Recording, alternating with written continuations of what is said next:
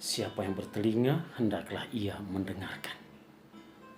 Injil Lukas bab 8 ayat 4 sampai 15. Yesus mengedepankan perumpamaan tentang penabur kepada orang-orang yang datang kepadanya. Dan dia menjelaskan dengan jelas arti dari perumpamaan tersebut. Melalui perumpamaan tersebut, Yesus berbicara tentang dirinya. Dia datang sebagai penabur sabda Allah. Dia menaburkannya ke dalam hati setiap insan. Dan dia berharap benih sabda Allah itu bertumbuh dan menghasilkan buah yang baik demi kebahagiaan manusia.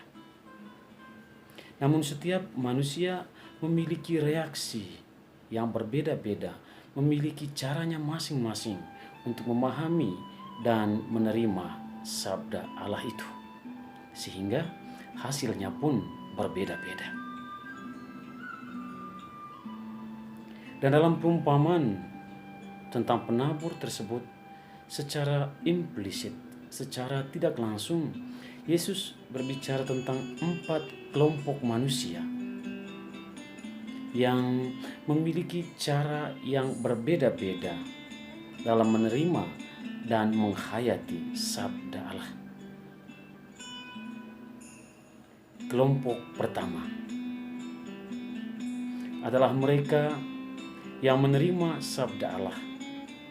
Mereka mendengarkannya, namun setelah itu mereka membiarkan diri dituntun dan dikuasai oleh roh jahat, oleh iblis, dan oleh kekuatan-kekuatan lain. Sehingga tidak heran sabda Allah yang ditaburkan Yesus tidak menghasilkan buah yang baik bagi mereka. Mereka bagaikan benih yang jatuh di pinggir jalan. Kelompok kedua adalah orang-orang yang mendengarkan sabda Allah ketika mereka berada dalam kesenangan atau sukacita. Ketika penderitaan dan pencobaan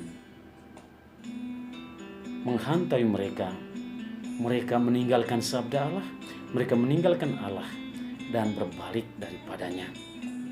Mereka murtad. Orang-orang seperti itu ibarat benih yang jatuh di tanah yang berbatu-batu.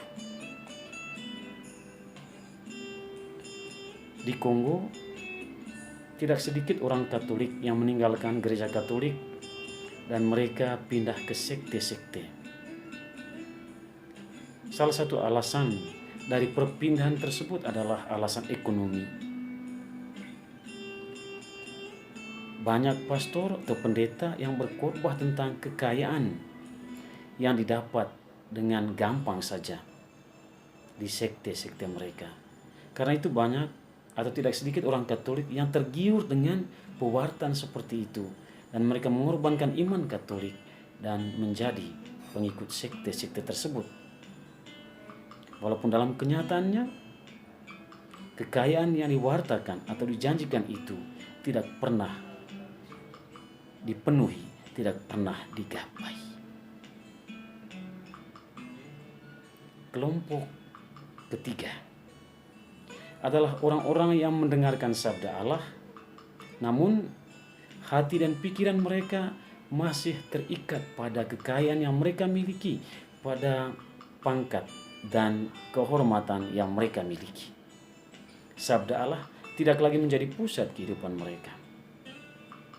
Mereka masih berfokus pada kekayaan yang mereka miliki.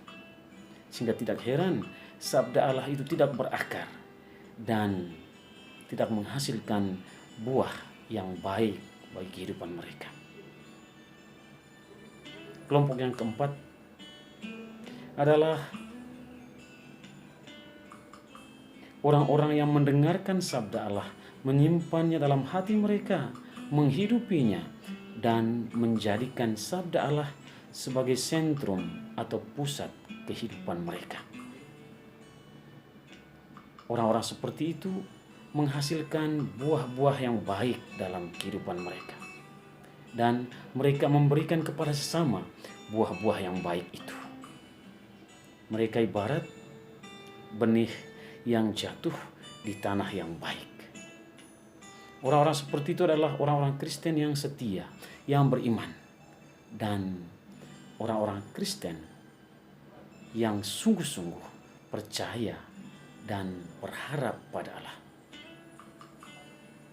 Di akhir perumpamaan yang Yesus kedepankan, dia mengatakan, siapa yang bertelinga hendaklah ia mendengarkan. Di sini Yesus menggarisbawahi tentang pentingnya mendengarkan.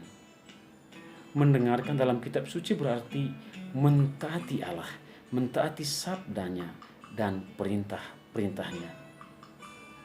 Mendengarkan sabda Allah yang berarti mentaati Allah dan mentaati sabdanya merupakan sikap dasar yang harus dimiliki oleh orang-orang Katolik supaya dapat menghasilkan buah-buah yang baik bagi diri mereka sendiri dan mewartakannya serta membagikannya kepada sesama. Semoga kita semua termasuk dalam kelompok yang terakhir ini, kelompok yang keempat. Semoga kita masuk dalam kelompok orang-orang yang mendengarkan sabda Allah, menyimpannya dalam hati kita, menghidupinya, dan menjadikan sabda Allah sebagai pusat kehidupan kita, baik dalam suka maupun dalam duka. Dengan demikian, kita mampu menghasilkan buah-buah yang baik bagi diri kita sendiri, bagi sesama, dan bagi Allah. Semoga.